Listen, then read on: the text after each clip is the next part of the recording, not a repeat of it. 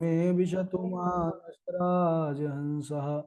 प्राणप्रयाणसमये कफवात पित्तैः कण्ठावरोधनविधौ स्मरणं कुतस्ते।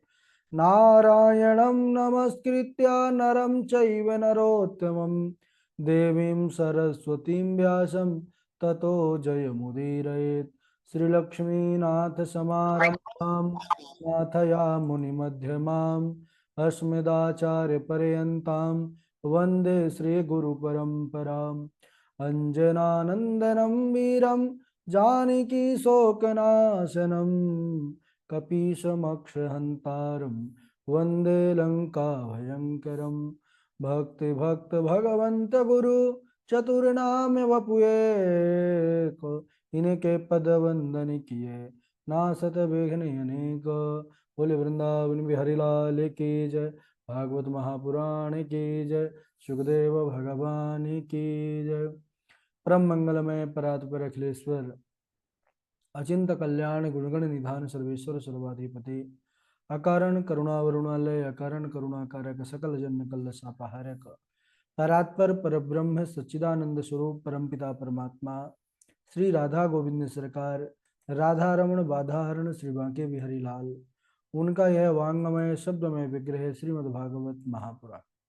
कोटि कोटि नमन कोटि कोटि प्रणाम इस परम पावन पुराण ग्रंथ पारम हंसों की पावन संहिता को परमाराध्य नंद नंदन यशोदा नंदन वृजन रंजन देवकी नंदन श्याम सुंदर श्री कृष्ण के पाद पद्मों पर कोटसा नमन नतमस्तक वंदन एवं अभिनंदन। उनकी आह्लादनी शक्ति प्राणप्रिया जगत वंदनी वृषभान वंदनी भासुती जगदीश्वरी बरसाने वाले श्री किशोरी जो के पावन चरणारविंदों पर कोटसा प्रणति समस्त भूत आदि का सिया राम मैं सब जग जानी करहूँ प्रणाम जोर जगपाल। हम सबका यह परम सौभाग्य कि श्रीमद् भागवतम की तैयारी करने का पावन संकल्प विचार लेकर के एक स्थान पर एक साथ जुड़ करके इस पावन पुराण की तैयारी कर रहे हैं। बड़ा ही आनंद आ रहा है। और हम अभी सब प्रथम स्कंध में विविध चरित्र और लीलाओं को श्रवण किए हैं और अभी प्रथम स्कंद के बस विश्राम के ठीक पूर्व ही चर्चा कर रहे थे हम। राजा परीक्षित को भयंकर श्राप लगा। किसने श्राप दिया, कैसे श्राप दिया, तो कल के प्रसंग पर हमने यह पाया सुना कि जब राजा परीक्षित वह मुकुट धारण करते हैं जो जरासंध का वध करने के बाद उस मुकुट को भैया भीम लेकर के आए थे, वही मुकुट को आज महाराज परीक्षित ने धारण किया। तो उनके मन में शिकार खेलने का मन में विचार आया और वह शिकार खेलने के लिए वन को चले गए। वहां पर मध्यान्ह काल में जाकर जब ऋषि शमीक से जल की याचना किया, ध्यानावस्थित थे महाराज, तो उस समय उन्होंने अपमान किया और एक मरा हुआ सर्प लपेट दिया उनके गले पर। तो उनके कुमार, उनके पुत्र ने, श्रृंगी ने 7 दिन में तक्षक सर्प को के द्वारा डसने से इनकी मृत्यु होगी, ऐसा घोर उनको श्राप दिया।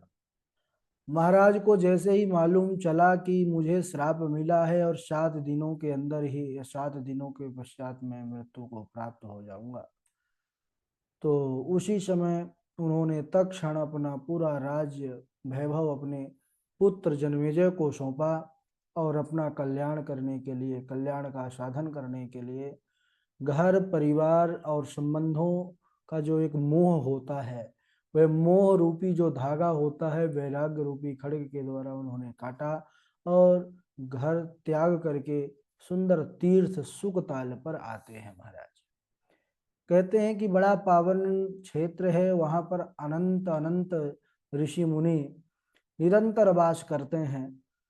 जैसे ही महाराज वहां पर गए तो कहते वहां पर बड़े बड़े ऋषि मुनि पधारे हुए थे। अत्रि, वशिष्ठ, च्यवन, भृगु, अंगिरा, पाराशर, विश्वामित्र आदि अनेकों ऋषि महात्मा बैठे हुए थे। महाराज ने सबके चरणों में जाकर प्रणाम किया। प्रणाम करने के बाद उनसे निवेदन किया कि हे मुनीश्वरों, जो सर्वथा म्रियमाण है, जो मरने वाला है, उसको क्या करना चाहिए, क्या नहीं करना चाहिए, यह आप सब बताने की कृपा करें। तब उन ऋषियों में कोई एक मत ऐसा नहीं प्रकट हुआ कि हाँ इसके करने के द्वारा मोक्ष पद या कल्याण पद की प्राप्ति की जा सकती है। नाना प्रकार के नाना मत थे। उसी समय भगवान के अनुग्रह स्वरूप तत्रात् भवद भगवान व्यास पुत्र, उसी समय व्यास पुत्र श्री सुखदेव मुनि वहां पर प्रकट हो गए। बोलिए सुखदेव भगवान की जय।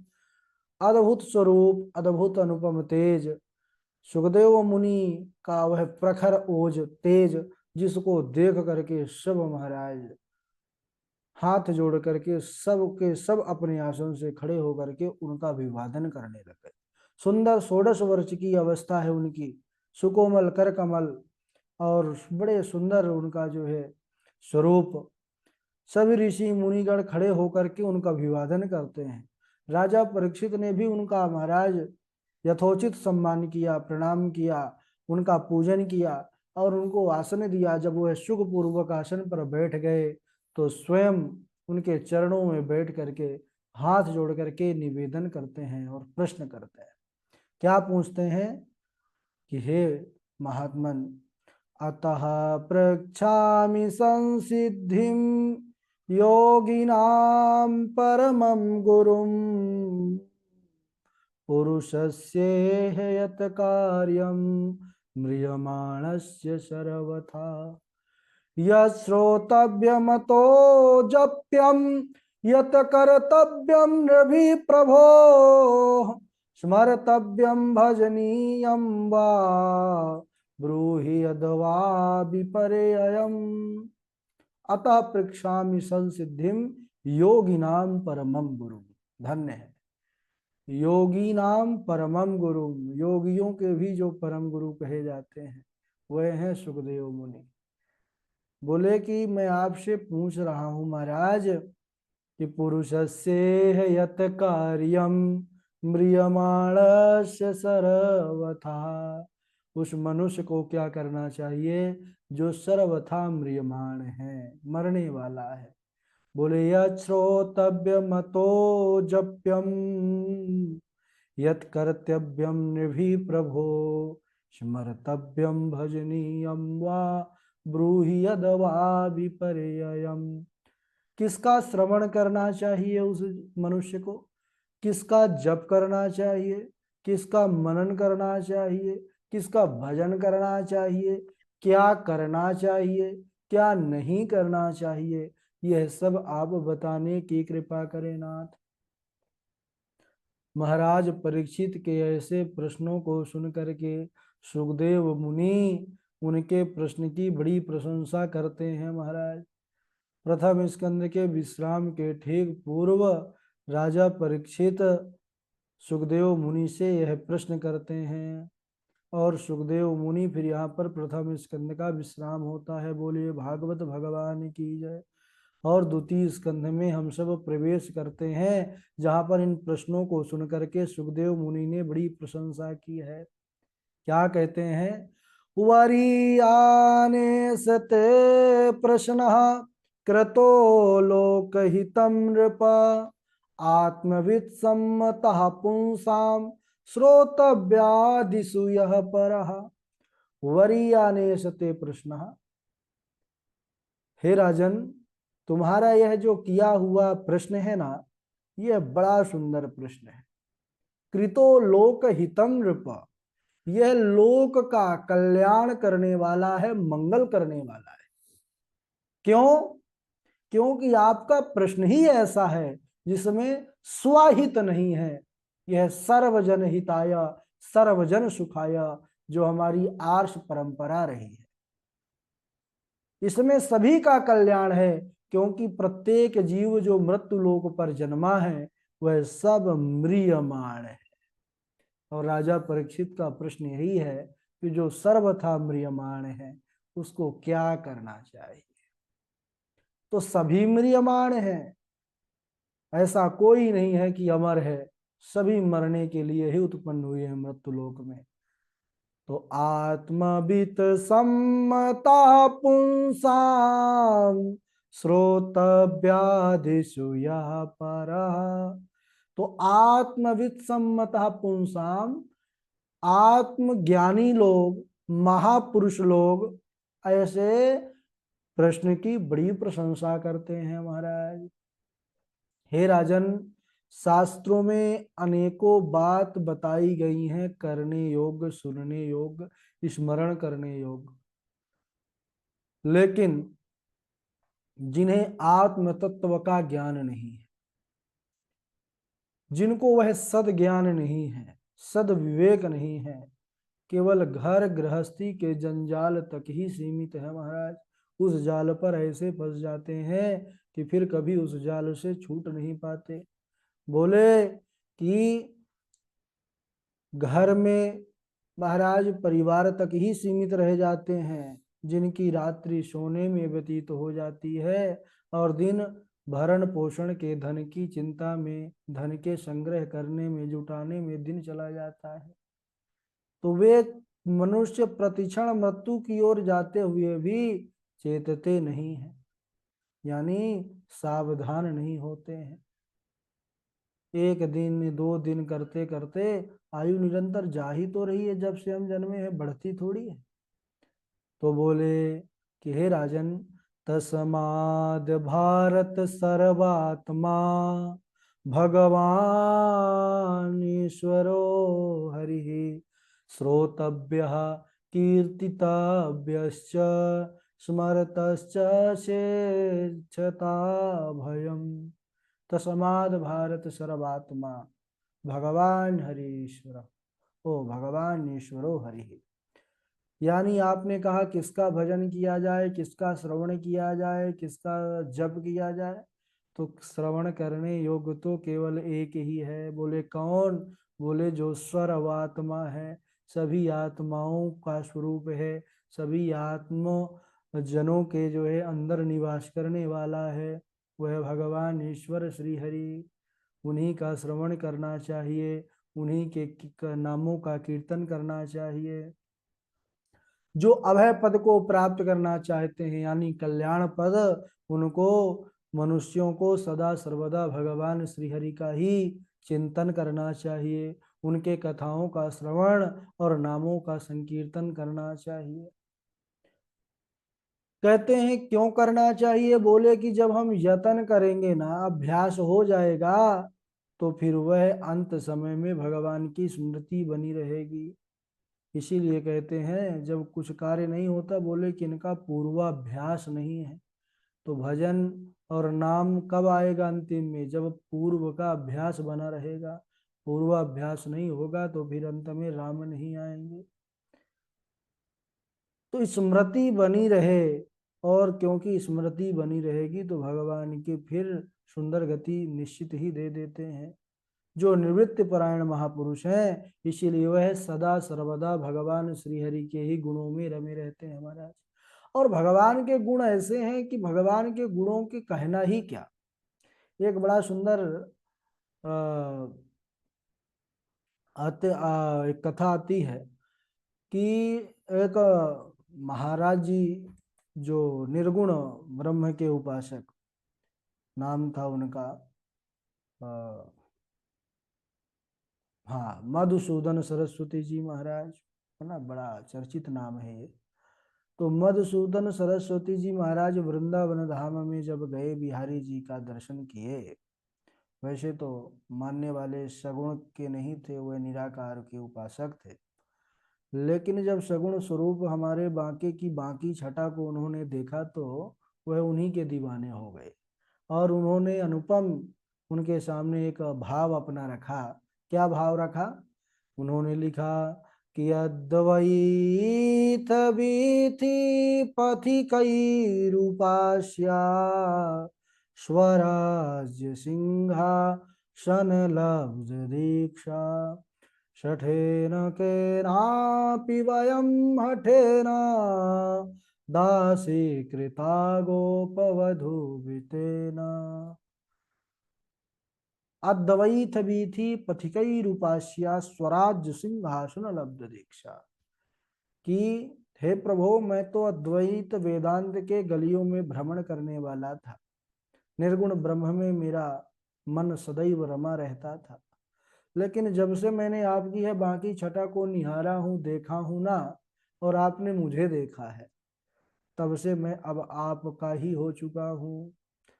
लोगों से कहने लगे कि सठेन के नापि वयम हठेना दासी कृता गोप वधु बिटेना।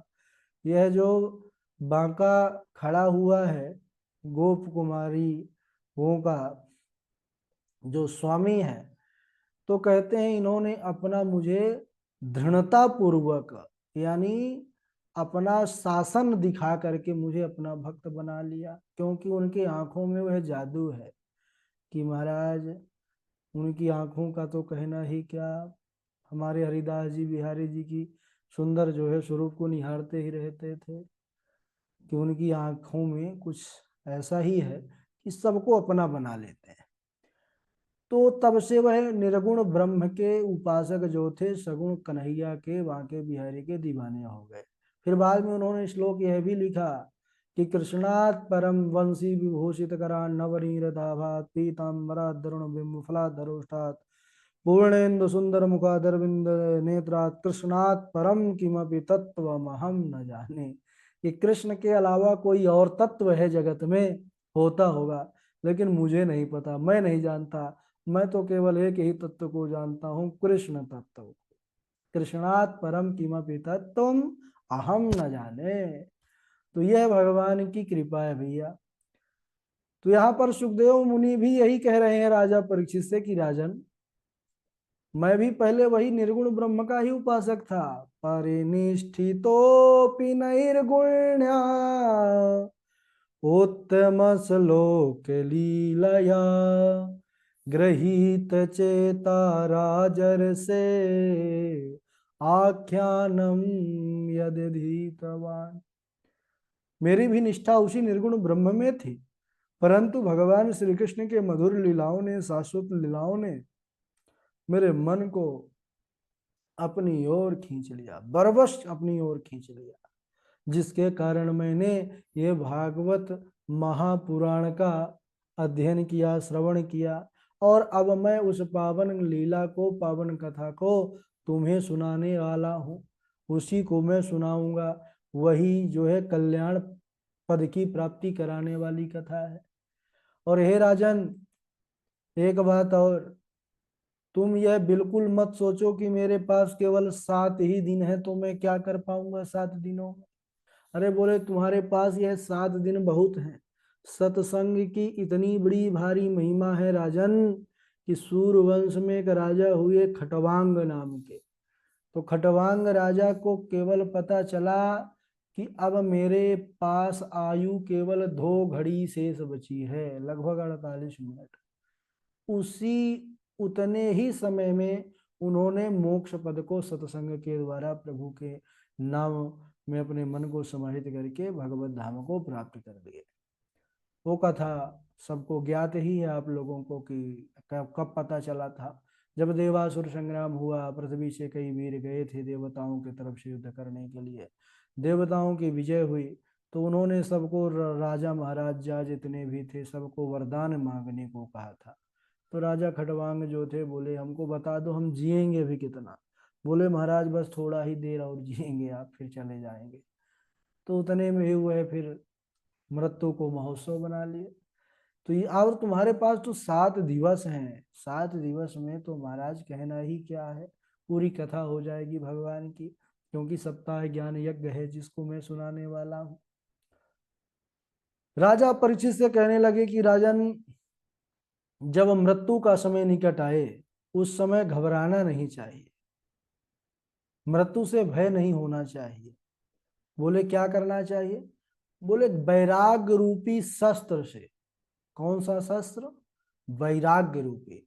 वैराग्य रूपी शस्त्र खड्ग को लेकर के शरीर से संबंध रखने वाली जो ममता है, ममता की डोर दिखाई तो नहीं देती लेकिन बड़ी प्रबल होती है, बोले उस ममता के डोर को काट देना चाहिए। फिर सुंदर तीर्थ में आकर के पवित्र जल में स्नान करके एकांत में आसन बिछा करके और भगवान का ध्यान करना चाहिए। तो ध्यान का विधान भी बताया महाराज कि कैसे ध्यान करना है। तो भगवान का स्वरूप केवल कैसा है, बोले यह पूरा ब्रह्मांड ही भगवान का स्वरूप है। अद्भुत यहाँ पर ध्यान का भी विधान है, हम अगले दिवस श्रवण करेंगे।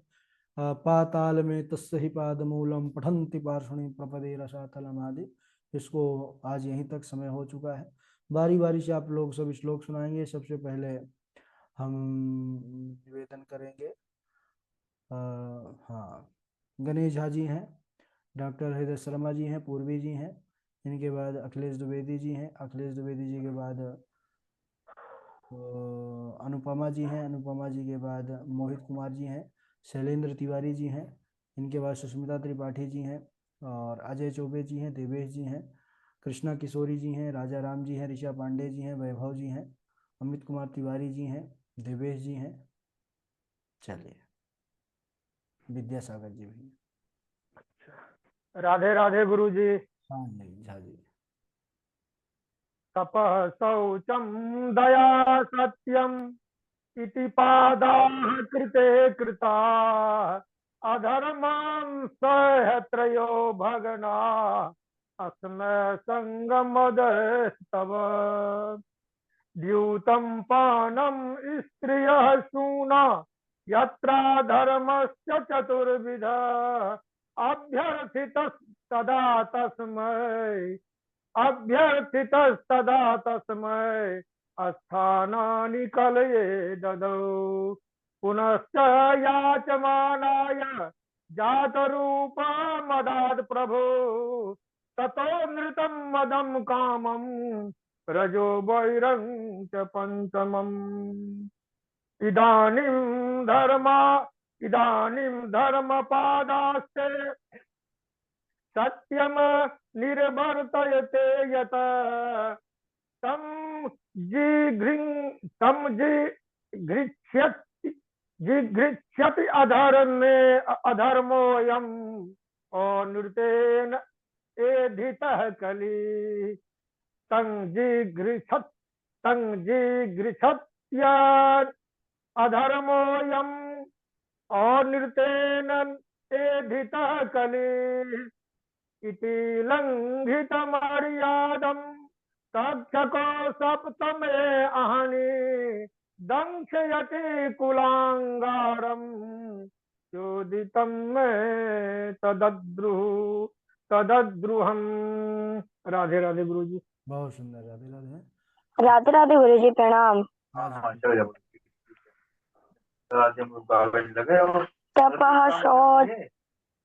तपः शौचं दया सत्य नीति पाराकृते कृता अधर्मां शस्त्रयो भाग्ना श्लायङ्गमदस्ते दश द्यूतं पानं स्त्रियं शूना यद्धर्माश्चतुर्विधा पुनश्च याचमानाय जातरूपमदात् प्रभो ततोन्नतमदं कामं रजो वैरं च पञ्चमम्